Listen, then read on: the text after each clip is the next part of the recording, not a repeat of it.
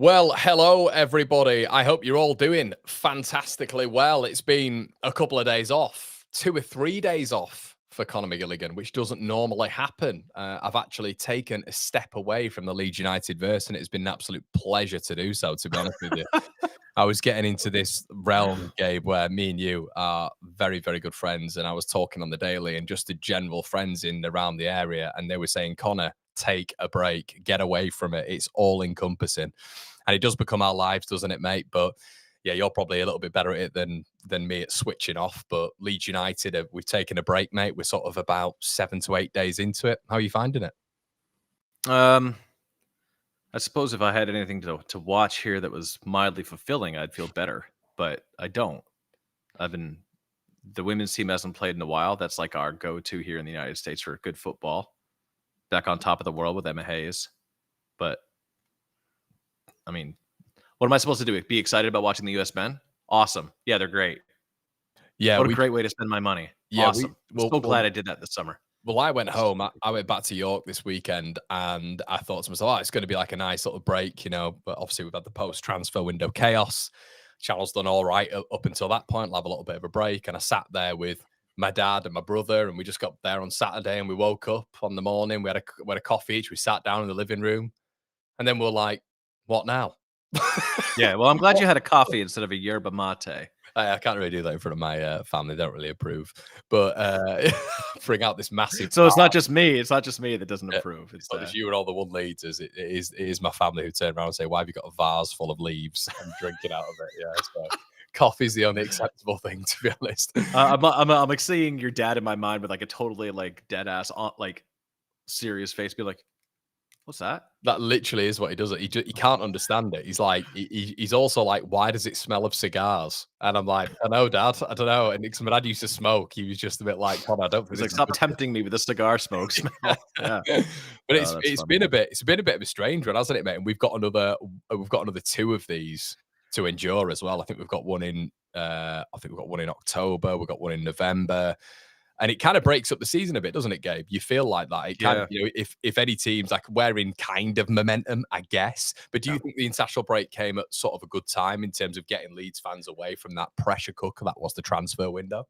Well, it certainly allowed the reality of what happened to set in, I think. Yeah. And I think that's probably important. Listen, I don't think anybody is happy with the way the end of the window transpired. Depending on who you are, the degree of that happiness is probably worse or better, depending on how you look at the world. But as far as I'm concerned, it was pretty bleak, but it's not one of those things where it's, maybe this is just copium, but after a couple of days, there are various scenarios of safety, right, that I feel okay about. But look, we're not going to put lipstick on a pig here the last couple of days. Really, the last month of the window is very underwhelming. It has, mate. It really has. And shout out to all the regulars in the chat as well. We didn't expect much in here. We've got around about 300-400 of you in the building at this moment in time. I'm sure a lot of you watching back. We've got a great rate on the Hardline and on the White Noise and other shows we do. And we're very privileged that people who don't catch it, and this doesn't happen across a lot of YouTube channels, but people will come back and watch it, if they've missed it, and they'll sit down and watch me and Gabe for an hour or whatever, you poor sods. So if you are one of those people, and if you are one of those people in the chat right now, do slap a like on the video and show your appreciation. Thank you. And we will show our appreciation to you if you've been in and watching us here. Right, my friend. So the international break is what it is, but there was a little bit of chaos beforehand. Leeds United got into the last day. Me and you were speaking. Well, Gabe, we spoke for a fair few games, didn't we, about the need for going out and getting a player. It got to 2 players that Leeds United needed. We said on the Hardline, we said this is an absolute must for Leeds United. It then got to 1 player, and a certain Harry Wilson was being mentioned, and we'd gone from the Buenanotes and the Hamer, and as a fan base, we kind of just thought, right, screw it, bring Harry Wilson in. I actually think Harry Wilson would have been a decent profile to come in, can play on the wing, can play in a central space in a 4-2-3-1 as well. That then didn't happen. And Mm. we're kind of at a period now of, look, we've just got to move on. It is what it is. We heard the interview afterwards when it comes to Robbie Evans. You got to move on. It is what it is. But I guess there has to be some sort of semi-reflection on that day, mate, and how that ended up. And we've been very positive on that. This is probably why we have to address it as a hard line too, because we've been exceptionally positive. You especially as well, when me and you've been conversing about the ruthlessness of the 49ers, the level of professionalism that they work out, which has maybe been different from previous owners at Leeds United. I mean, I guess 10 players coming in would say that there's been a few ticks there, but overall, how are you feeling now? And I guess the breaks helped you out a little bit, hasn't it, in terms of just like being able to regulate your thoughts? It's made it more clear to me what exactly I'm thinking and feeling about it, but it hasn't made me feel any better. I think, what really bothers me the most is that when you look at the actual spend, it's essentially an 100 million pound gross spend, right? That could creep up to an 105 to 109 if every single potential add-on is triggered with these acquisitions we've made.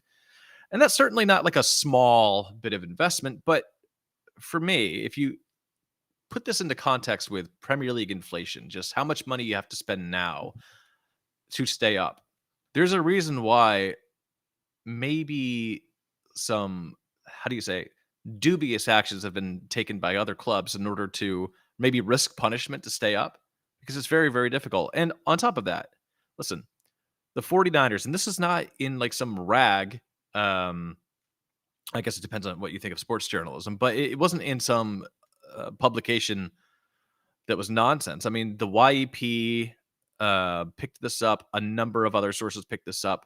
We were expected to spend between 120 million and 150 million. That was the so-called war chest that was going to be provided to us. Now, I think the club brass is looking back and saying, "Oh, 100 million isn't all that bad. We did pretty good." But when you're going in earlier in the window for Peugeot, um, and your bid of, what was it? Something like 30. No, so I think Leeds' bid was like 26 million pounds. Yeah, 26. Yeah. Um, was rejected. And then he joins Marseille for about 32 million euros. I'm not sure what the calculation is, but it's not that drastic off in terms of the conversion. And then the bid for Muniz, 32 million quid. When you make up the delta between what was spent and what the budget was, if we had gotten one of those two players, we would have like spent our budget, right? So it's frustrating to me when you hear the club come out and say, "Well, we spent all we could."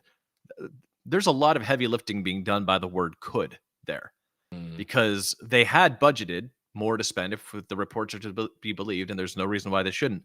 They made an effort to spend that budget, and they didn't spend it, with a whole month to go left in the transfer window. And then they scrambled to do business for these really like third tier, probably on their list targets that came at a discount compared to the other bids they'd made, and were frustrated not to get them done. I mean, how long were we linked with Gossamer? I know the YEP came out and said he wasn't a serious target, but there were targets to be had, and they just decided to wait. And on one hand, you have to do that a little bit for top brass attacking talent. But it seems like they moved on from a number 9 search after they signed Calvert-Lewin on a free. And I think I so. do, I think so. it seems to be what's happened. And it seems like they weren't going to spend big money on a winger after they brought Okafor in. Now these guys might work out. They could be really impactful signings. We've certainly seen in various points of their career the logic behind making moves like that. But it's very difficult when you make big promises. And this is what this ownership is going to have to learn. And I'm not sure how they haven't learned it already, because we talk all the time about how our fan base is a little bit sensitive, right? Emotion. But they have good reason to be. 100%. Yeah. This has been, a group of supporters that have been jerked around by very rich people and been oversold and underdelivered time and time again. So I'm never going to give a bunch of billionaires credit for almost meeting the lofty target they set for themselves. This is literally the only thing we ask you to do. Don't promise something you can't deliver. So yeah, I'm still angry about it, to be honest. And risk reward wise, I mean, they'll come out looking like geniuses if we end up mid-table, 100%. But it's a huge risk, Because Mecha, big question mark. He looks good good in spots, but we don't really know what we're going to get from him. He has no real long data story about himself. DCL, same thing. He hasn't been the same player for a while. He's had injuries. It's big question mark. Okafor, big question mark. We know what we're getting with guys like James and Nanto at this level. So could it work out? Sure. Will it work out? I don't know. I think the spine of the team, we talked about this, the investment in the defense, in the midfield, I think that was all well and good. And what I'm telling myself to feel better is when we have Ethan Ampadu back, Ao Tanaka back, and if Okafor and DCL stay healthy and find previous form, we could be a very good team. But that's a lot of question marks. That's a lot of ifs. And you want to leave a transfer window feeling more confident than when you entered in. I don't know if I do. Yeah, I agree, mate. And we've not really, we were saying just before the broadcast started that we kind of wanted to put a lid on this. And it's very, So we opened it. Yeah, but I did a video the other day and it's framing everything, isn't it? It's framing everything. We talk about, Ramazani, the conversation there, Matteo Joseph's getting his starts in Mallorca. We talk about the team going forward for Fulham away. We talk about Daniel Farke's press conference, which will be coming on Thursday. Everything is framed by the transfer window. Everything is framed by what Robbie Evans has said, the other day in front of the Athletic. So you kind of let's talk about that. Can you bring up that quote? Because I want to make sure I get it right. Which one? There's a fair few. When he's talking about that we spent all we could. Yep. Okay. Because this is like, and the frame, the lens I bring to these discussions. I come from the corporate Silicon Valley world, which it was very Silicon Valley, wasn't it? Yeah, you can use true language to tell a lie, right? And that's one big thing about that sector. They're not the only job sector to do that, but I guess if no one's accepting your low bids, you can't spend the money you're trying to spend, sure. But that's not the same as saying we spent all the money we budgeted, which is that's the implication giving out when you say something like we spent all we could. It's on screen now, dude. I can't see it. Yeah, so obviously if you pull up YouTube, but the quote is sorry, I'm just enlarging my OBS now. Given the Whites acquired 10 players for a total cost of more than 100 million, Evans was emphatic in the assessment of Marate's pledge. This summer, we spent everything we could. He told gathered reporters after requesting not to do a broadcast interview, unequivocally, we are maxing out on PSR this season. If we'd gone on to other targets on deadline day or on to higher priced players in July, the consequences would have been seen in the current roster. The players in August would not have come in, or more key players from last season would have had to go. I guess the confusing thing about this is Leeds fans will be saying, well, why then did we go? Why didn't you sell anyone? Why didn't we sell anyone? Why then we were putting in a permanent bid of apparently reported 7 to 10 million quid in for Harry Wilson on the last day? And I guess that's where all the confusion is coming from, Gabe, when it comes to the Leeds United fan base at the minute. 32 million for Muniz, which would have been way over the delta if it had actually been accepted, even if you had not made the Okafor signing, right? So some stuff doesn't add up here. Additionally, listen, I think what I want to get down to is two things. My biggest concern, if you are interested in reading about these thoughts a little bit more long form, I do have a Substack now. It's free. So yes, Gabe the American, you can find it. But our inability to score, it's only been 3 Premier League matches, right? So I don't want to make too big this is not a huge data sample, but we're only creating like a very small number of chances, almost 1.5 big chances per match. It's not enough. Our non-penalty XG of 2.2 is second to last in the league. And we're fielding an attacking trio that's only producing 0.07 non-penalty goals per shot. That is the worst in the division, right? We're threatening the goal in only 12% of our attempts of our shots. That's also the worst in the division. And the next worst is Fulham at 19.5. So we're not even close to our competition. Now, what does all this data mean? It means that we're having a hard time creating chances. We're having a hard time taking shots on goal, right? So the worry is when you know that you need to bring difference makers in and you're making a desperate bid on the last day of the window, it's not adding up. It doesn't jive with the idea that you spent all you could. Additionally, you've made bids that would go over the budget that you spent already that were rejected. On top of that, talking about players in the squad, what I want to figure out is did the club brass decide that players like Brendan Aronson or Ilan Melier or whoever, just take your pick of player that you don't think should play, these guys should not be sold? Or was it Daniel Farka saying, I need these guys for? I want to know, because if it's a PSR concern, then sell players and bring in blood that you know can bring us up. I think that's my frustration with it. So yeah, they have plenty of excuses that are all true technically, but again, I think that when you look a little bit deeper, some things don't line up. And Do you think there was the ability of the club to sell? I mean, from what Robbie Evans said, they maybe didn't go out the way to look at selling your no, Strauss, you selling your Nonto, and selling your Peru, which I think, Gabe, when we were talking about when we were getting to the end of the season on the hard line, and everybody in the chat was saying we're expecting at least maybe one of the three. I mean, there was people even talking about Tanaka, because Tanaka we brought in for 3.4 million. You sell him for 25, 30, maybe even more than that. Your PSR wiggle room is massive. You brought in a huge level of profit. So it's not that you'd sell Tanaka because you wanted to, but if you could exactly, we talked about this before the window. Yeah, if you could spread that well throughout the squad. And I think that was my surprising thing. I was coming on a lot of the time with the room mill most mornings, and I was thinking, there's going to be rumors about Peru here. There's going to be rumors about Nonto and Strout. And there was really throughout the entire window, and Tanaka maybe is a little bit of an outlier, there was none. And maybe we talk about incomings all the time. Maybe we talk about Pajau, we talk about, Muniz, etc., Buonanotte. But maybe that was the big failure of the window. We keep talking about PSR. We keep talking about the limit. Yep.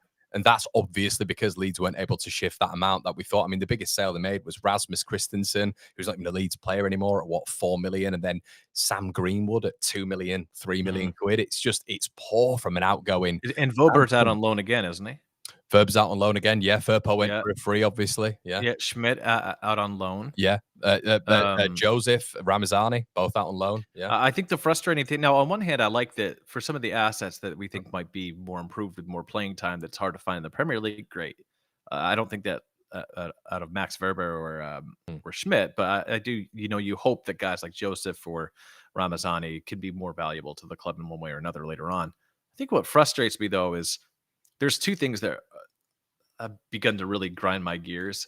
The first thing is that they seem to have this approval process that reminds me of like offers in Silicon Valley. Like Farka greenlights it, then it goes to the board, then it goes to the recruitment, and then Farka gets the final say again. It's a very granular process. Now, I understand they probably have a quick modes of communication, but that's a lot of levers to pull to move quickly. Or if your bid gets rejected, to put in another bid, to put in. So I do wonder about the agility on that. Additionally, it's true with sales as well, because at some point, I don't, and I'm not blaming Farka for this, but a manager is going to want to keep players if he can, and at some point, like the recruitment team has to say, especially when not enough. But the recruitment team has to say, hey, listen, like we have to sell some of these guys. I mean, I know that with Brendan Aronson, we probably don't recoup the money no matter what, right? So I get that he probably has to stick around for PSR reasons. There's going to be that one guy, NFL edit, who pops in and is like, it's not Aronson's fault. He gets really mad at me whenever I bring him up. But the point is, I don't think you can sell him for PSR reasons. But,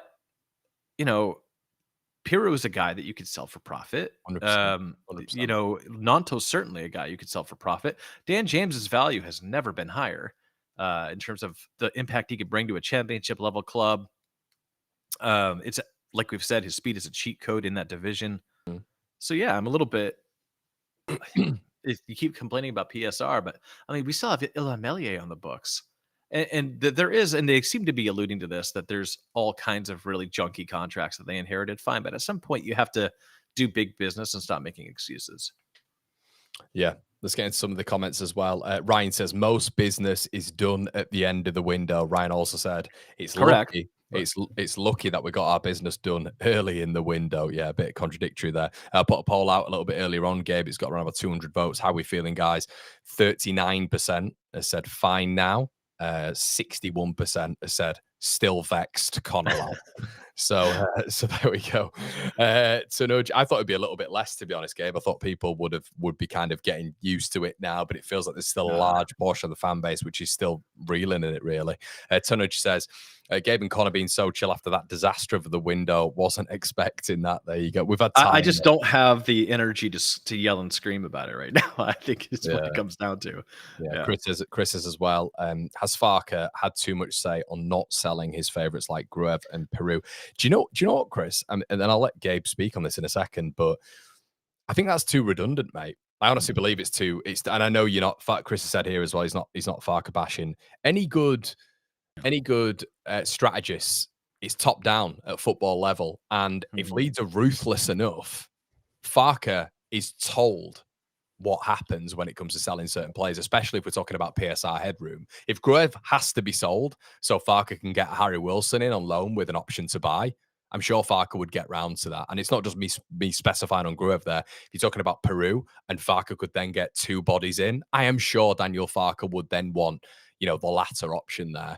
I think it's too redundant at this moment in time. This is where I'm going to give him a bit of credit as well, because I will look at Daniel Farke for choices on the pitch. I'll look at Daniel Farke for maybe language in his press conference. But what I won't look at Daniel Farke for when it comes to the overall sort of synopsis of this window is failures when it goes to outgoings. I think that has been a fundamental problem with the San Francisco 49ers and being naive. I think they've been utterly naive, and I think they've approached the window and seen Leeds United in a state of which clubs and agents effectively come to them, and I don't think it's worked out like that. I don't know that it's naivety, Connor. I think it's inflexibility.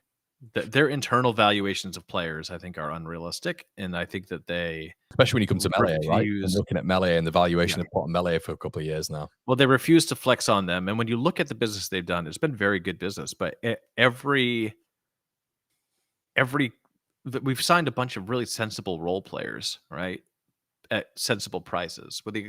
I think stock is more than a role player, but great business signing him for what they signed him. But when you think about the way we've negotiated, it's pretty clear that it's not like a picnic to negotiate with Leeds, right? So I think clubs and agents just prefer to go the other route, and they don't have to do us any favors. So they need to remember this is our direct competition. Why would they do us any favors? Additionally, like when we think about like Buonanotte, it's depressing that that was a loan signing we essentially had over, but you sort of wonder, well, what if we had been able to pull the trigger a little bit faster? And there's a million reasons why you can't, and they're all legitimate reasons. But when you look at Sunderland, what did Sunderland have that we didn't have in terms of a pull and appeal? He's seen Kara in the chat, he's everywhere when it comes to all of my platforms. Sunderland fan. I haven't seen him, but they've made some really high profile signings. Yeah. Everyone laughed at me when I talked about Jack Grealish. Well, he's at Everton. Everton hasn't been turning up trees. They've been in a relegation fight for the past 3-4 years. I think you made an assumption, and I think it was an assumption of which was very positive, and I think I was getting towards your level in terms of what the 49ers could deliver, and I think there had to be a balance, obviously, on outgoings, but then I was thinking Gabe can lead me down this path quite easily here if they were able to go out and do some relatively big business. And I think it was just purely on the maybe. I mean, I think when we brought Perry in, and I can't remember the signing before Perry, but there was a 3-week period, Gabe. 3 weeks between Perry and a signing either before or after. That is it's ridiculous. It's just they didn't make a single deal below market rate. Above market rate either. And so again, it shows that they have this idea of how they're going to spend, and fine. But you'd sort of wonder if the departure of Angus Kinnear and Nick Hammond was more jarring to the club's ability to do business, or just having somebody in the room to level set and say, hey, listen, like, to get a guy like Pejao, we're going to have to spend more than we want to. Yeah. Didn't happen. And so here we are. Look, again, maybe in December, we're talking about the resurgence of Dominic Calvert-Lewin and how Okafor's, looks exactly like the player he did at Red Bull. But I don't know. I'm very underwhelmed, and it's hard to jar myself out of that. And we've also, again, it's not like we've had a lot of positive signs in the football itself. And it's difficult to blame Daniel Farke for this, right? So offensively, we've been anemic. We've lacked any real cutting edge. The football's been not pleasant to watch.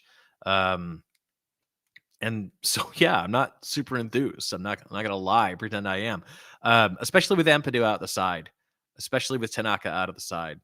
We're already running a little bit thin. I'm really surprised they didn't bring any reinforcements there.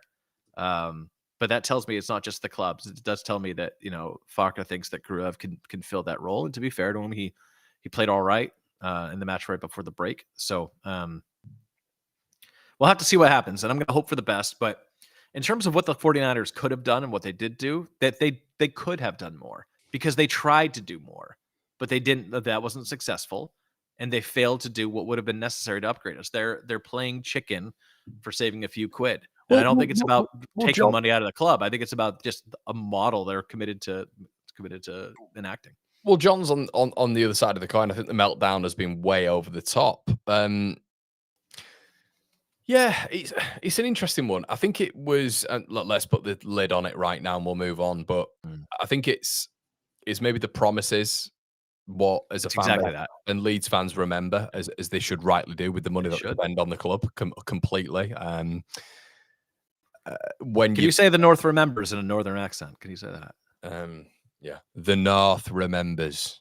There you go. That's actually quite good. I am Northern, but yeah, back when Game of Thrones was good. That was very slack-jawed.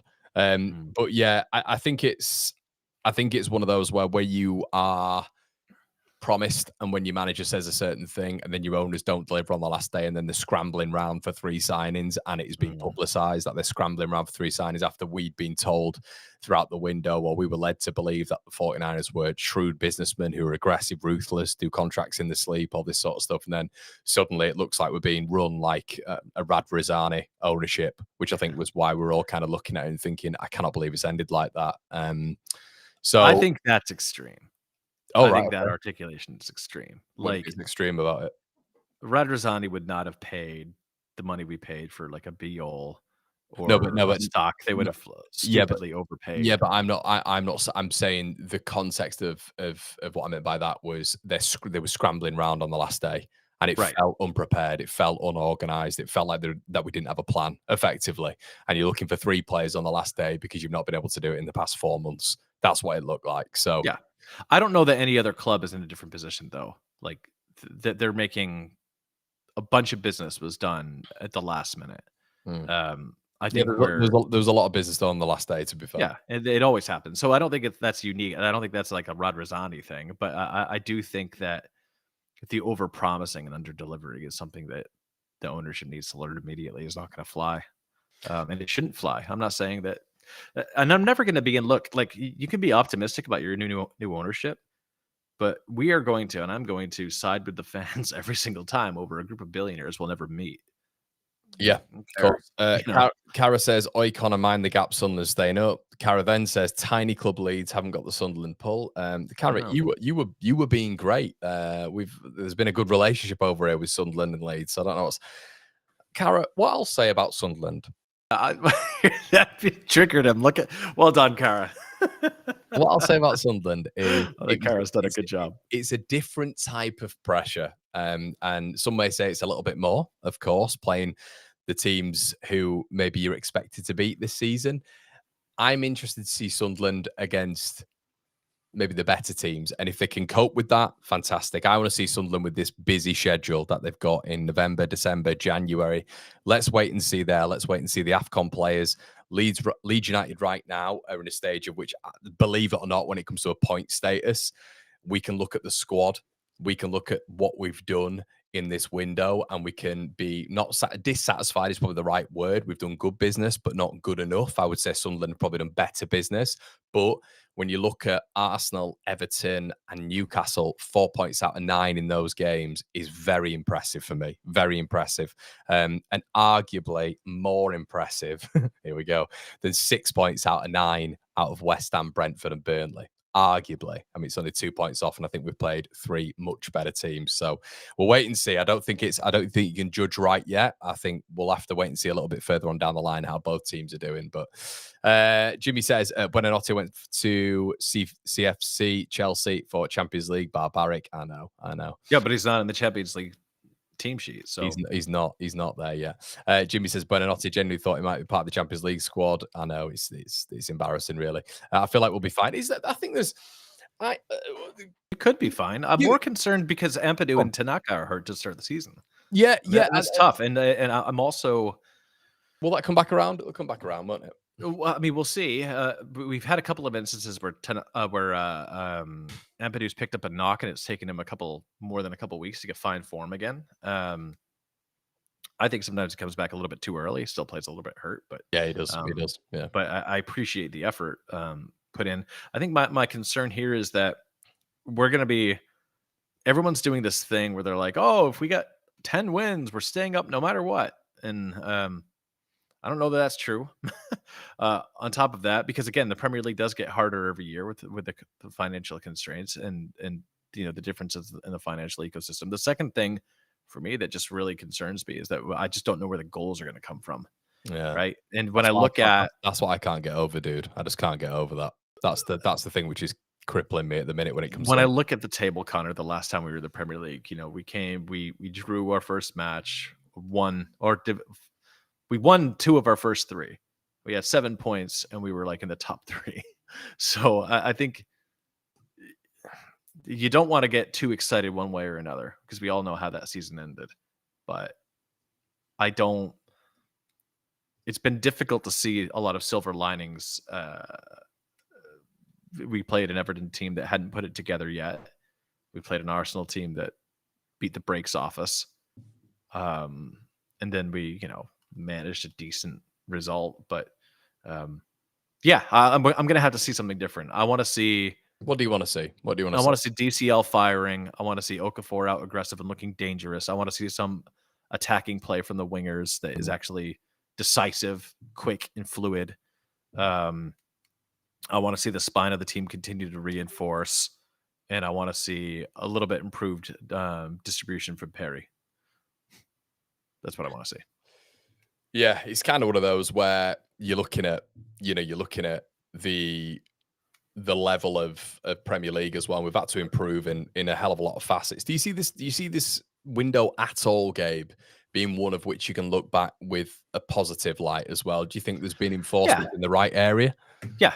I think that we have a left back that is better than our previous left back. For me, I know it's early, but I think it's pretty clear that Gudmundsson is a very good left back. I'm just flashing this on screen as well, mate.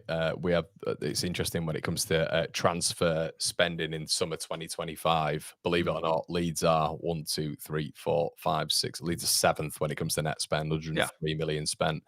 Also, this because we didn't sell players like other clubs did. But exactly. A bit of context there, but. Yeah. At least, like we say. Anyway, we can move on from that. But I think our center halves are better than we were last time in the division. Like last time we had Diego Llorente, Robin Koch, and a less experienced.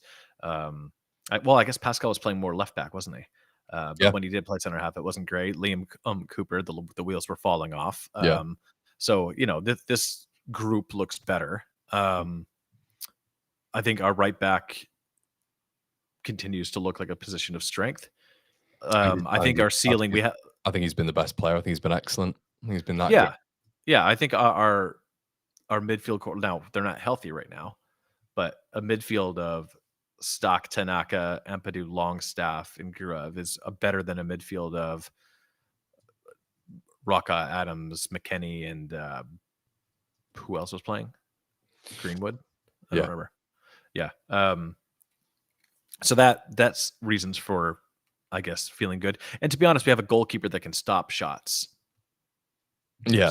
We just had a goalkeeper who threw it into his own net at every opportunity. So that I feel better about that. And to be honest, the upside potential for DCL. Look, if he shows that he is the player he used to be and he can remain fit, then this could be an awesome signing for us. I thought we're better against Everton. I think we're better. I think we're good against Everton. I know they had Jake O'Brien at right back and Garner at left back, but Garner's been brilliant for them at left back. I They think. also just didn't have Jack playing really. Well, that's their choice, isn't it? That's their choice at the end of the day. Like, no, it is. But like since he's been playing, obviously he's top of the table for assists now, and like. but he was available, Gabe. He was available. He just didn't play him. You know. He was. Well, that's what I'm saying though. We can't say. Look, I'm not criticizing. You play who's in front of you, but like we didn't play. They weren't fully assembled by then.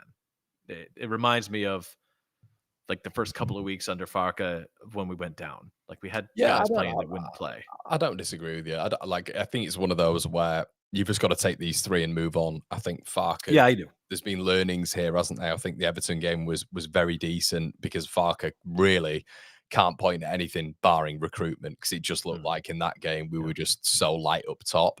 I think in the Arsenal game he really mismanaged that game, and I'll always stand by that. Sheffield Wednesday under 13s when he lost to them, that wasn't good enough when you've got the team out that you have. And then what he said, did you just say under 13s? Yeah.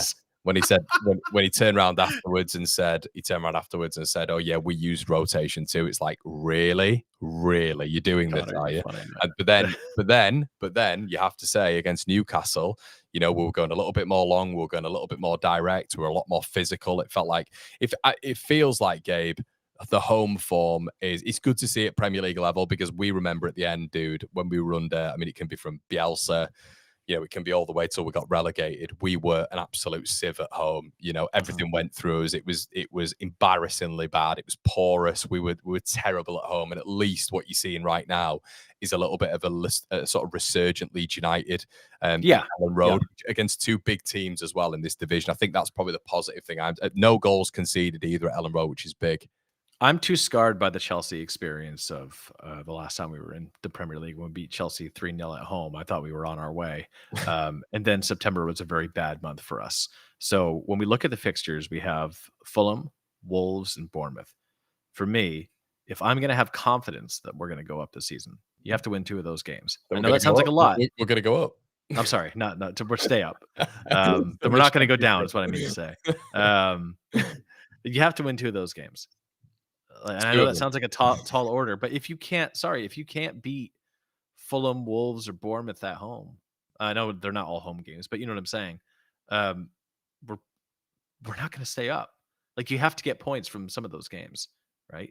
Yeah, I agree that there needs to be this sort of like understanding that you've got games. To be fair, when you do look at Sunderland and the games that they've played at home, they've won those 2 games at home, and they are must wins. At some stage, when you play your Wolves, when it can't just be home wins. You've got to pick some points away from home, and like wins away from home as well. And if I'm looking at wins for Leeds United, I'm looking at West Ham at that ground, which I don't think's got any atmosphere, and it's nothing like Upton Park. And I think you can get wins there like we did last time. I'm looking at Molineux, Wolves again. I think that is a ground of which Leeds have won before, and we've been poor as well. That's what I mean. We have to see, like Bournemouth is at home. We're at Molineux, and we're at Craven Cottage. I think Bournemouth's going to be tough, Gabe. I think Bournemouth will. But if we can't beat Bournemouth at home, we're going to be in trouble this season. That's the whole point. Like, and I know they're a good side. They are a good side. They're very good. But after Bournemouth, we have Tottenham. We have Burnley, and I think that's away. Is that away? Yeah, it's at Turf Moor. They're hard to beat there. Then we have West Ham. Then we have Brighton. Let's put it this way: some good fixtures. By November 7th, the day before we play Nottingham Forest on the 8th. By November 7th, I think we're going to know if we're going to stay up or not under the current system. Because if we're just drawing and losing these matches and not getting any wins here, we're not going to stay up. I mean, that's just. I sort of look out of all of them. I think Fulham, Bournemouth, and Wolves. I'd snap your hand off for 4 points. Yeah, me too. I won't snap your hand off. I think that's an acceptable points tally. I think Wolves. I think Bournemouth is an incredibly tough game. I think they all are, but I think Wolves, you have to beat them. I think both teams will be looking at that. I think Wolves will as well. Wolves will be looking at that. Well, we should be able to draw with Bournemouth on our home ground. We should. Yeah, we should. God, I think Bournemouth are a brilliant outfit, mate. So it's good. Yeah, I think it's probably more likely that we get something at Fulham than draw to Bournemouth. It's not so much about how impressive they are; it's that they're a mid-table side. If you can't draw with a mid-table side at home, you're not going to survive in the Yeah, championship. and do you know what, Gabe? Do you know what as well? Something to bear in mind as well when we've been up and we've played Brighton at home over the past sort of like 2 or 3 years and been in the Premier League. We've actually had a really good record against Brighton at home, and they've always been miles better than us. But it's the home atmosphere. We've been able to almost like it feels like just Ellen Road's been a 12th man, and we've been able to really just almost draw the ball into the net. But I think when I'm looking at the next 3, I'm looking at I think 4 points would be good. Yep. I think 3 points would be disappointing, in my opinion. I think, look, you're looking at 7 points would be unbelievable. It'd be outrageous. I think 4 points is necessary. Like, that's my baseline. Because when you get out of those fixtures on October 4th, again, you have Tottenham, then you have Burnley away, you have West Ham, then it gets really difficult. You have Brighton, Nottingham Forest, Aston Villa, Man City, Chelsea, Liverpool. Oh, that's Mingin. Brentford and Crystal Palace, and then Sunderland after Christmas. That's a tough run of matches. Of course it is. Really tough run of matches. So you have to get some points here. And then after that, right before the new year, you've got Liverpool, Manchester United, Newcastle. It doesn't get easier. So that's what I'm saying. You have to get 4 points at least in that run, or else it's going to be a very, very, very difficult end to 2025. Of course you do. Of course you do. Nearsighted Remembrance says they beat Spurs. It doesn't matter. It doesn't matter. I mean, Everton have beaten Brighton and they've beaten Wolves, and we beat Everton on the first day of the season. Newcastle were outrageously good against Liverpool before they played Leeds United, and they looked free flowing even with 10 men. I thought, they should have beaten Liverpool in that game. They came to Leeds United and they looked blunt. So I think you've got to take it on a game by game basis. You do. You've got to look at a game by game basis. You can't just say, "Oh, because Bournemouth have beaten Spurs, then they're then going to go steamroll Leeds." For football, yeah, it's not a simulator. Also, I want to remind people about how topsy turvy and roller coaster-ish this division can be, and it's gotten worse, by the way. But the last time we were in this division, there was a match we played. I think it was away at Tottenham or was it home against Tottenham? Are you going to do the thing where you smile and get your tea? I'm trying to smile at the camera. No. Got my tea. Let's take that one. Is that a yerba mate? No, it's a cup of tea. All right, good.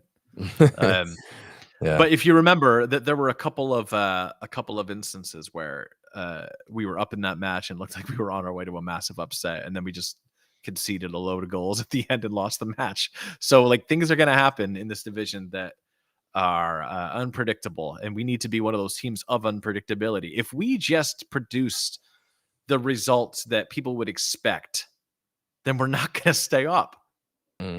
Like you have to. If it's just a simulator, then we're going to lose most of the games that we play. Yeah, you can't look at football like that. They have Semenyo, Leeds have DCL. Well, Everton the first game had Njayi, and we beat Liverpool away and beat Chelsea at home, and we still went down that season. Right? So you have to do some things that you're unexpected to do to even be in the conversation to stay up. Nearsighted Remembrance might be 16, could be anyway. But you gotta work on a game by game basis, mate. Unless you're one of the top 4 sides, where a lot of the time you just steamroll through absolutely everyone. But Tom says Connor raising a toast to Messi retirement on the yerba mate. What, he's retired? I think he's retired from international football. I'm not sure. Oh, Tom, you had me going there, mate. You had me going. I've still got to at some point go and see him play for Inter Miami at some stage in my life before he retires. Did you see the massive fight that happened? Was it Suarez just spitting on someone scumbag? He's never changing, is he? He is, and Busquets sort of like low key like straight jabbed someone as well. Yeah. Like Inter Miami has slowly become like the villains of MLS. But then again, all the players play for MLS. None of them play for individual teams. So Don Garber, the commissioner, loves it. So going forward then, I'm going to press you on your sort of starting 11, what you'd be looking at doing going forward, in terms of Leeds United just putting the strongest 11 out. So we know now, obviously, it's we've got the players that we've got.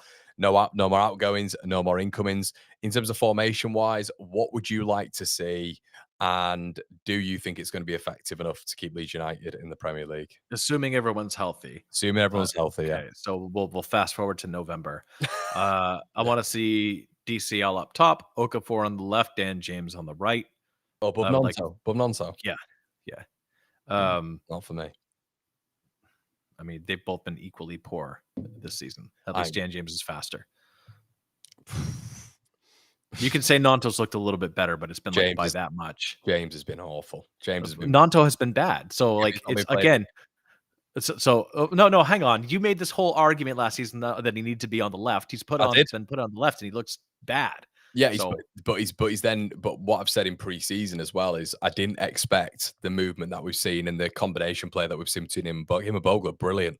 I think they're brilliant in tight spaces. I think the combination was very good. There's too much space between Bogle and Dan James. Too much space. It's fine. Too easy. Then I'll say Nanto on the right. But my point is, I don't think either of them are good enough, and so I'm just take your pick. Okay. But Okafor, fine. Nanto on the right. And then the three in midfield, I want to see Stock, Ampadu, Tanaka. Yeah, I want to see Do you think he'll go to a 3? Do you think he'll go to a 3? I think he'll stick with 4-2-3. Yeah, no, with everyone healthy, we don't have a real number 10. So we do. Your boy, your American boy. No, I'll take that off. I think he'll use him usefully as a sub, and hopefully he performs. But this is the starting lineup. And then Beal, Rodon, Bogle, and Goodmanson, and then Perry. I've got a feeling he's seen. I don't know, but I've got a feeling he's not gonna start Beal. I've just got. No, I agree, but you've asked me to name my best 11. No, I know. So, I know. But no, don't get me started on this. I'm telling you, I've got. We have to give a little time now that the signings are in and settled before we start getting frustrated. It's not my judgment. I'd be putting him in straight away. Who's your 11 that you would field, and what's the formation? I think yours is good. I think I'd go with a 4-3-3. I think that has worked. I think we've looked strong. I think we've looked relatively dangerous in terms of a framework on our counter attack. Anyway, Ampadu as the destroyer looked really good for the short period of time we saw it. Yeah, I thought it looked brilliant. Yeah. So I'd go similar to you, mate. I'd go Perry, Bogle, Rodon, Beal, Goodmanson. Midfield, I think now you've seen it. I think it's got to be Tanaka, Ampadu, and Stack. I think up top I'd go Nanto, DCL, and Okafor. And we've just got to hope that 2/3 of that attack is going to show us something that we've not seen before. Maybe even the whole attack when you're looking at Nanto. I do like Mecha, by the way. He's played all right. So I like it's not leaving him out because I don't think he's been good enough. But it's just I think if we have to see what we have in DCL. I agree. I mean, you're bringing him in on 90 to 100 grand a week. He's got to be starting 9, hasn't he? Colin says, watch my beloved Ireland play last night. So did I, Cole. So did I. It was inspiring to see a relatively shite team deliver crosses into the box and get some goals. If we're staying... Cole, it's a really good point, mate, because Manning was floating that ball in, on a dime. Really, it was some really good delivery into the box. Ogbene as well from that right hand side, he was delivering some good balls into the box.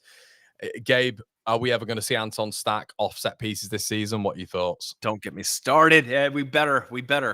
Did he win? Did he win a corners competition? It's just bizarre. Is that what happened? It's so weird. I really hope somebody else takes them. By the way, I don't want to get too into this, but I just want to. You don't want to talk about Stack crossing balls? No. We can talk about that. It's not. But I just want to let you know what I'm living with over here. So yesterday when the U.S. is playing South Korea, Son, of course, scores a goal and assists on another. And the press here, I'm not joking. We're saying MLS star. Oh, and some people said MLS players weren't good. Like that's what they were saying. And I was like, yeah, because Son famously produced by MLS. It's just you wonder why I can't come on here and be happy. Like this is why. This is what I have to live with, right? I have to wake up every day, turn on my television, look at my phone, get on my computer, and be a football fan immersed in this drivel, in this nonsense. And I wonder sometimes why I don't go get lobotomized. Let's talk about other things that don't make sense. Anton Stack on set pieces. What the hell? Is it a joke? Is it like Farca's way of showing us that like we need a set piece taker? I'm trying to make it as obvious as possible because I can't think of any this is maybe worse than having Rafinha in on throw-ins because after throwing in, you can relatively quickly get back into the action. Well, they brought a new, as Fat Tony says here, they've brought in a new set piece coach that apparently this week, which. But why have they not had a set piece coach for years? I was trying not to touch on that, but yeah, I agree, mate. It's bizarre how we've got into it and now we've got a set piece coach when it's so important in the Premier League. This whole time I've tried to control how angry I get now. But I mean, hopefully he gets it. Look, that is why in the transfer window you needed a Wilson, you needed a Hamer, a Buendia, whoever the hell you wanted to bring in, a Buenanotte just as well, so they could just. We didn't even get Buendia. Can we just talk about that? We didn't even get Buendia. I know. Those just those marginal gains, which is going to keep you up. If you get like 9 goals from set pieces in a season, it's so important. You've got to have your biggest players in there. Like you have to get 6'4" stack off corners. Like people were saying to me, they were like, "Oh yeah, but what about Rice at Arsenal?" I was like, "Well, A, he's 6'2". B, they've also got monsters everywhere, like Calafiori, Saliba, Gabriel, Timber's brilliant in the air. You know, they've got Havertz as well. They've got multiple 6'3" plus players everywhere. So I'm a little bit like, well, I guess you can say, Rice can take a corner, and Rice is unbelievable. Also, isn't Declan Rice's like successor in corners apples and oranges compared to Stocks? Yeah, I'm a big Stock fan, but I don't think he's a good set piece taker, and I think Declan Rice is a very good set piece taker. Rice is ball striking is outrageous. So yeah, he's very good at them. So it's not about evaluating this players like children saying, "Oh, he's tall, he should go into." It's not about that. It's just that he's not good at taking them, and he should be good at finishing them. Yeah, I think you have someone who's 6'4" in the box. You add that and it's very basic, but it's just a disruptor. And if you have someone who's 6'4", he's going to take the attention of a lot of the defenders. I think a lot of that is a big part of it as well. But like you've quite rightly said, you need a specialist. We haven't got a specialist now. However, what they've got to go and do is surely put maybe a Goodmanson, a Bogle on set pieces. They've got to do that. Surely you cannot have Stack carrying on taking them, but I don't know. Yeah, you have to. And as a 6'3" person myself at university, I was often shouted at by my manager in the 80th minute to get in the box. Yeah. Trying to go from behind. 100%. How many goals do you think I had my entire 4-year career? 4. 3. Close. That's a good guess. We've had notice it. Yeah, watched some highlights of Ian Hart the other day, and just his delivery on set pieces was outrageous. We've had a few others here. He's worse than the non-set piece coach of the last season. You couldn't make it up. So talking about Fulham a little bit, mate, and it is Sunday, so we've got a bit to wait, just under a week. How are you fancying our chances going into this one? Obviously, they brought in 2 wingers on the last day, didn't they? I think it was Chuck Wade and Kevin as well. They missed out on Tyreek George, but obviously they've kept all Rodrigo Muniz, Atalanta, and Leeds United. And they signed Kevin. Kevin. It's just really funny that he's just called Kevin. Yeah. It's like a Home Alone situation. They've left him at the airport. No, look, I mean, their numbers in attack haven't looked very good so far, but I think we'll see how those signings get bedded in. I'm not going to lie and say that Craven Cottage is the most difficult place to play, but we'll have to see how it goes. I'm not very enthusiastic. I'm sorry. I wish I could pretend and lift. I think we probably lose that match, but we'll see. Again, like I would love, you know what I would love? Here's what I would love, Connor. I would love, what's that? Is there a vibrating sound I'm missing? All right. I was like, what is that? Sorry, every time I put the fan on, I'm like just boiling over in this dungeon. And I was like, what is he doing? I literally tried to turn my mic off. It just didn't work. I'm there like that. I would love for things I don't expect to happen. I would love to be the most wrong person on this channel all the time, or in the whole Leeds ecosystem. I hope that my paranoid, cynical musings are always incorrect. That would be the best. Then I'd be happy, or maybe pursue some smidgen of happiness when it comes to football. But I don't think it's the case. I think we're going to come back from the international break, go away to Fulham, and probably get beat. That said, here's what I want to see. I want to see an attack that looks fluid. I want to see wingers actually creating chances, because right now our chance creation is woeful. It is absolutely woeful. And I don't think it's going to improve from midfield, because right now you have Tanaka, who is one of our best two-way midfielders, more attacking bent, out. Sean Longstaff does a good job, but he doesn't have the same toolkit that Tanaka has. Stock is being doubled up now, and Gruev doesn't have the same ability to get things moving as quickly as Ampadu does. So I think we're a little bit inhibited when it comes to that generating chances from the center of the midfield. It's going to have to come from wide areas. I don't know if that looks what that looks like. It could look like overlap from the fullbacks. I don't know. I don't care. All I want is a competitive team that looks like we can score goals and win a match. That's all I want. That's all I'm asking for. Maybe we get that with Okafor. Maybe we get that with DCL. I wouldn't bet money on it. When I come on this channel, I'm honest and I say, my take is, would you put money on this, Gabe? Like, would you bet your house on this? Would you bet your livelihood on it? And that's how I form my opinion. And no, I would not that we were going to get a result. If we do, I'll be delighted. And I'll say, you know what? I have to fundamentally rethink how I'm looking at this. And that will be awesome. I would love to do that. Well, I guess That would make me happy. Well, I guess this is the almost paradox now. Isaac Johnson's just put this out. He said, a new medical area, 250 grand investment into recovery facilities, 2 new gyms. Leeds United Chiefs are placing faith in the medical team to keep DCL and others on the pitch. 49ers have also injected investment in the off-field upgrades since arriving. It does very much feel, and even with the interview with Robbie Evans, that they are placing a lot into the medical team, getting the best out of Mecha, Okafor, and DCL, doesn't it? That's what it feels They should like. do that. This is a Premier League side now. They should be doing that. So yeah, congratulations. You're now catching up to the rest of the division. That's what ownership should do. For the amount of money that they've been able to bring in through sponsorship and things, endorsement deals, whatever the case may be, and just the infusion of capital and the freeing up of shares. Yeah, I mean, otherwise, what are you investing for? Like, that's the whole point of owning a football club, is investment. Now, do you remember the beginning of the window when we were talking about like Mateus Fernandez? We were talking about El Canus. We were weighing whether that would be enough to keep us up. And then somebody said, at this rate, with some of these players we've been linked with, it was a joke, but we should build a new hospital in Leeds. I don't remember which one of our subscribers said that. If it was probably Chris Kingy in the chat, I presume. And they haven't done that actually, but they've sort of done that. And they've invested wages in a bunch, like at least 3 attacking players who have a spotted injury record. Yeah, it is a little bit worrying. If you're not worried, then you're delusional. But let's hope those worries are just anxieties, not proven correct. Well, Daniel says Eddie Hall credits his world's strongest man title to small percentage gains in recovery, not to be underestimated. I agree. Sports science is absolutely huge, mate. It's absolutely huge nowadays. So if they can get that right and we can get Solomon-esque levels of playing time in comparison to what he's normally played, that would be incredible.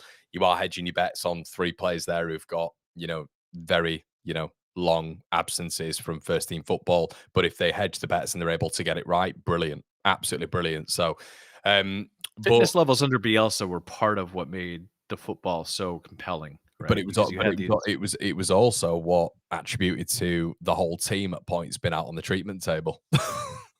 Yeah, maybe, but maybe if you had a deeper team, you can do that and compete in more positions. But yeah, I mean, there's a balance somewhere that needs to be struck. Well, here's something positive. Do you think after the Newcastle game, and I wanted to get your thoughts on this as well, after the Newcastle game, do you think we're kind of looking at a scenario now where you've seen a little bit of positivity when it's come to Daniel Farke potentially adapting to stronger opposition? Yeah. Although he did say he wouldn't change how he approached the Arsenal match, so I don't know. I don't want to give him credit where it isn't due, but we did talk about that after the match and say, we've talked about how he's inflexible at times, and he showed some flexibility and some pragmatism. Yeah, that we were clearly focused on winning second balls, which we did against Newcastle. That was the right way to play with the midfield of Gruev, of Longstaff, and Stock. Right, so 100%. That being said, I do question the wisdom of like long balling with 2 wingers that are 5'6". But be that as it may, yes, the answer to your question is yes. There were some positive signs from the manager there, and it is look. We can talk about how depleted Newcastle was and how depleted we are. It was a good result to get. Yeah. Very good result. Against Newcastle. Very good result. So yeah, that's certainly a cause for positivity. Currently, everyone in the chat let us know, and there's a hell of a lot that can change in terms of personnel. Players out, January investment, managers leaving as well. So let us know in the chat. But do you think we get January investment? I think they're gonna. They're gonna have to sell. I will believe it when I see it. Well, they're gonna have to sell, aren't they? They're probably gonna have to sell unless that 7 million or 8, 9, 10 million for Harry Wilson has just emerged somewhere again. But if they don't, I think they're in big trouble. But currently, right now, I was going to ask you the question: where do you think Leeds United will end up currently, Gabe? At the end of the obviously we've had the end of the transfer window. There's so many permutations and variables, but right now, where do you think Leeds United finish in the Premier League? Honestly, head over heart. Based on the side we have right now. Yes, manager, everything. Second bottom. Mm-hmm. And what would change that for you? The resurgence of DCL to his previous form. Yep. Same with Okafor. And assigning at least one really difference-making attacking signing in January. The continued health and recovery of Tanaka and Ampadu. So those are the factors I'm looking at. Huge variables, lots of variables. Yeah, there are a lot of them. So, but if those go the right way, sure. I think it's not that I don't think we're capable of surviving. I do, but I think we're more likely than not to not survive today based on what we have right now. Yeah. Do you agree or disagree? You're gonna say first relegation spot. You're not gonna say second bottom, are you? I hate doing this. But I always think me and you are pretty real, and I think we've been very, very, very giving with Leeds United. I think we've been very, very giving with the ownership, positive on all fronts, and we know what needed to be done. I think right now, as I'm talking, I struggle to see how we stay up. I struggle to see the goals. And I think that's my big problem. Someone said to me the other day, they said, but Connor, Everton scored 30, I think it was 34 goals and stayed up. And I just said, I think the division's better. I think the division's a lot better. The division does change.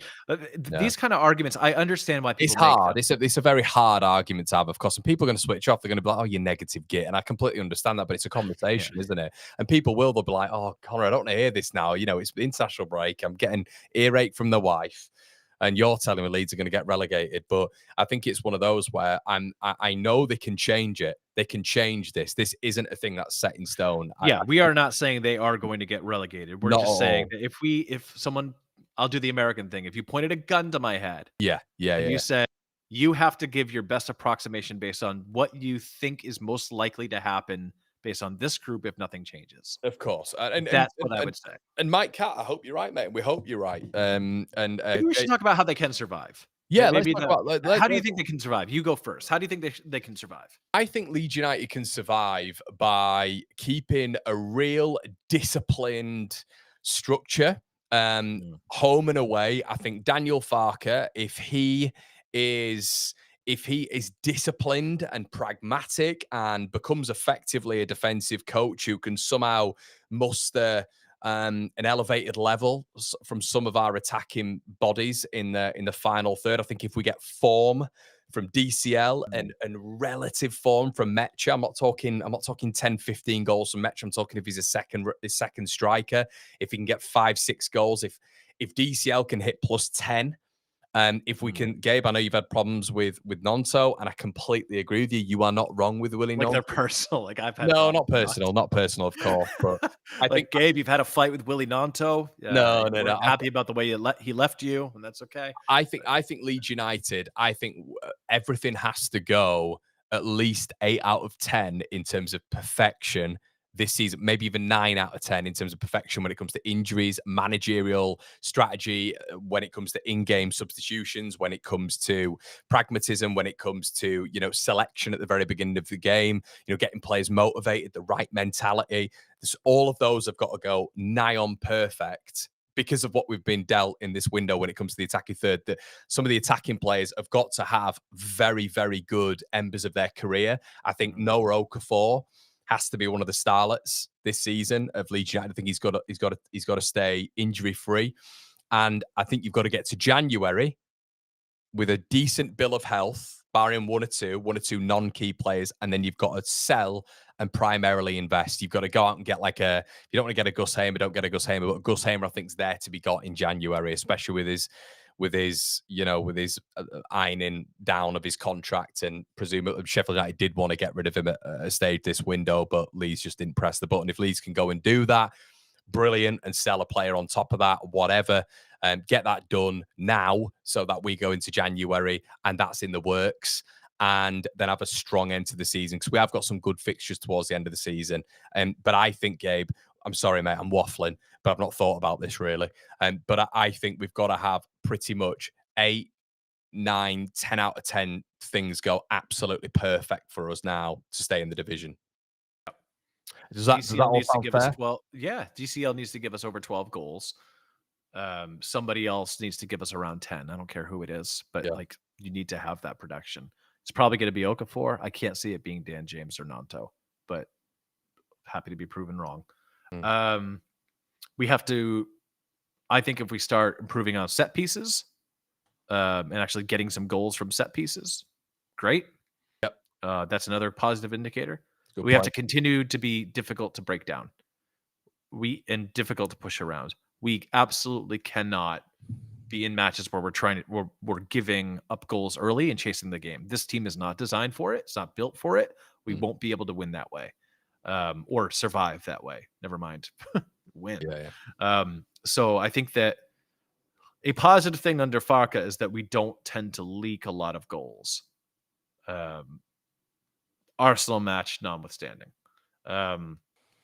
Just over the last 2 seasons, I think that our defensive discipline has been generally good.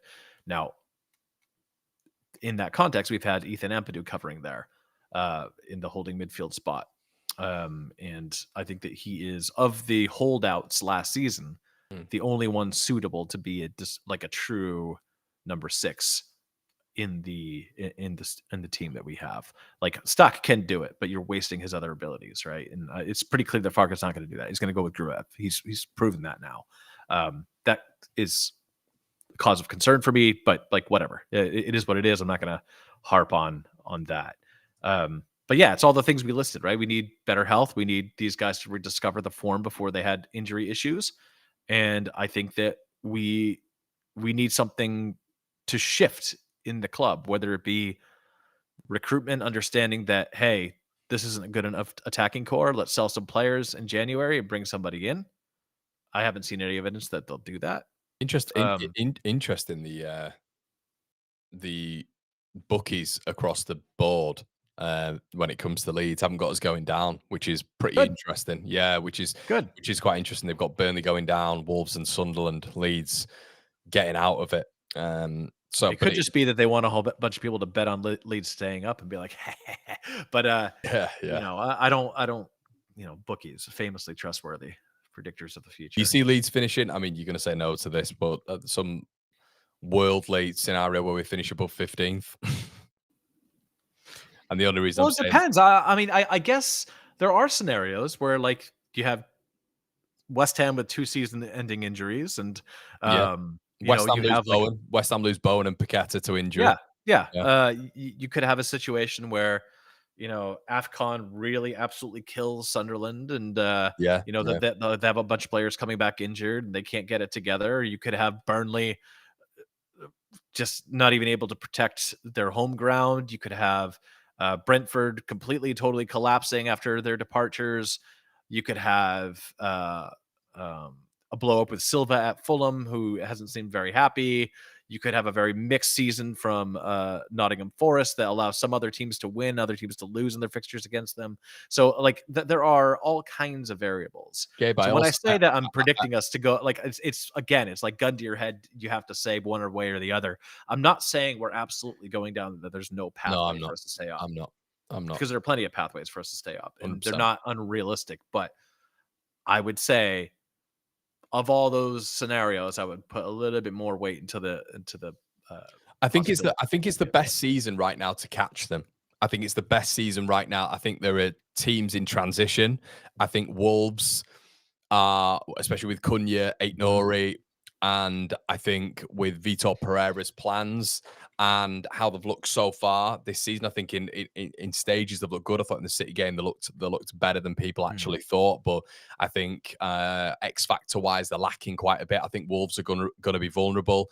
I think Brentford will be okay watching them, but I think they are vulnerable as well. Visser, Brighton don't look amazing either, Connor. Some wow. of these teams don't look that. City they did. Well, I'm just saying that, but there's a problem with City right now, isn't there? Yeah, there is a problem with it, but I think something's going on there. But even West Ham, West Ham are vulnerable. I think there are teams that are more vulnerable this season than ever. So I think one team will stay up. I think two will go down. I think one will stay up. So it's just maybe, but who that will be. The point is, though, that the teams this season are much more prepared than the teams last season. That's pretty evident. So it's going to be there are pathways to stay up. By the way, is it just me or does Graham Potter look like a human badger? Or no, a human woodchuck? He just looks like a cartoon character, doesn't he? He does. Kingy says, I have a feeling it'll be a 38-42 point season. Ricky Sweet says, that's too many factors to bank on safety. I think that's what it is, Ricky. You've got to reduce those factors, and I don't think they've done enough of that this window. That's why Leeds now have to be perfect. They have to be perfect. They've got to get to January, and there's got to be a plan for January. And to be quite honest and quite frank, I don't give a shit what people say in terms of, oh, we can't do it with PSR. We'll make it work. They can make it work. There's ways of we've seen teams do this now for years in terms of making this work. The 49ers. There's an owner up at Nottingham Forest who's standing there with players being like, tell them how happy you are here. You know what I mean? Like, dude, 100%. You have to do stuff to stay up. There are ways of which you can mitigate against this, so go and do it, and they've got to do it. Otherwise, that investment that they've made into Leeds United being a Premier League outfit and that stadium expansion is going to be vulnerable. So they've got to really think about it. And I'm sure they are doing. Right, guys, we will leave it there anyway. Thank you for joining us. Let us know score predictions in the comment section below. I'll be back with the rumor mill to update you guys on all the latest news tomorrow. Get behind the stream. Get behind the stream, indeed. Guys, leave